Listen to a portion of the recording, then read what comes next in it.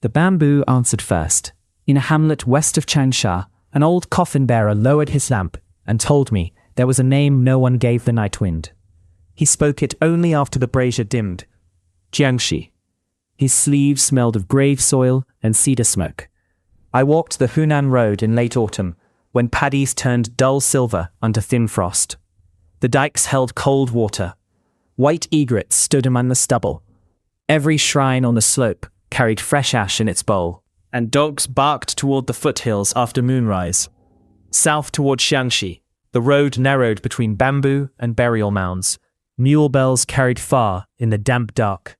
Cart ruts hardened like bone.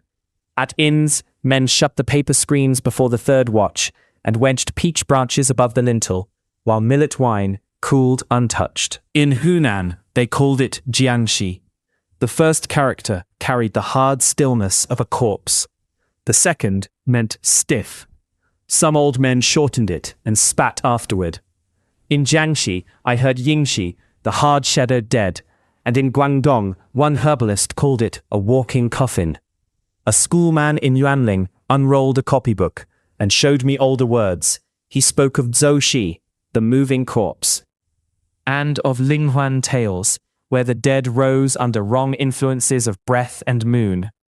He had read strange entries in collections descended from So Shenji. The clearest witness I found was a salt porter named Ren Shun. He gave his year as Daoguang 23. He had been returning along the river path near Luchi with 2 empty baskets and a shoulder raw from the carrying pole. The night smelled of wet reeds. He saw 4 figures ahead, all in official robes dark as old tea. Their hats sat high and flat.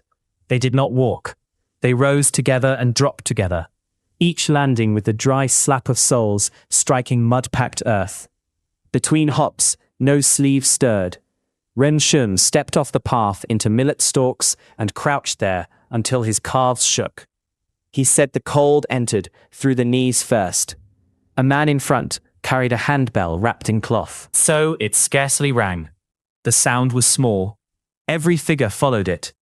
He waited until dawn thinned the river mist, then found on the path a torn strip of yellow paper pasted with red cinnabar signs. He did not sleep for 7 nights. Each time the rafters creaked, he heard that muffled bell again and smelled the rank sweetness of opened coffins.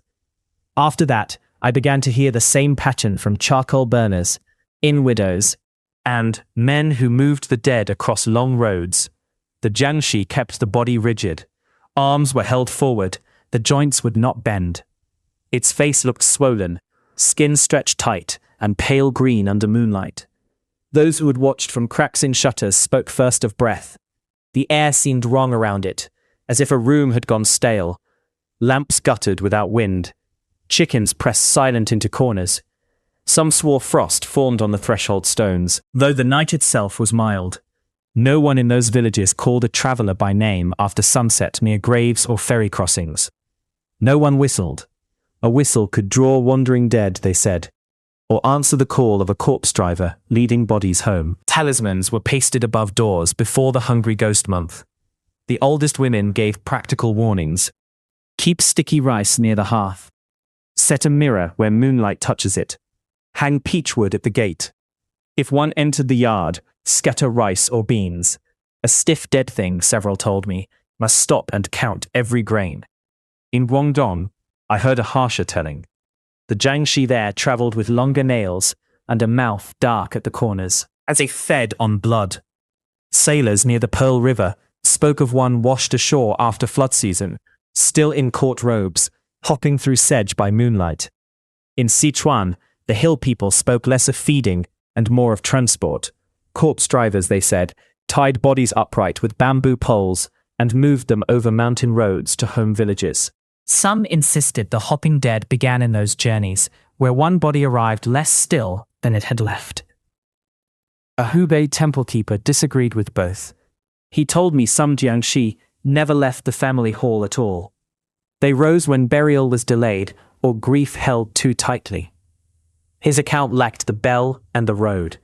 It kept the talisman on the brow and the smell of old incense. For older written traces, I turned to brush and paper. In a monastery outside Chengde, a monk let me read copied passages from strange tale collections descended from the 6th dynasty's tradition of So Shenji and later Jiguai accounts. There the dead often stirred under corrupted qi. The exact hopping corpse in official dress appears more clearly in Qing-era talk and late compilations, where corpse driving through Hunan and Xiangxi had already entered common speech. A worn local chronicle mentioned handlers, bells, and night travel. Its paper had gone soft as onion skin. What the road taught me was simple. The Jiangshi lived where burial, distance, and longing pressed against one another. Families wanted their dead returned. Mountains delayed that wish. In the gap between those needs, witnesses gave shape to something rigid, formal, and horribly patient. I have carried this name from Hunan to other roads, and each time the lamp burns lower before anyone repeats it. What name do you not speak after dark? Type it once.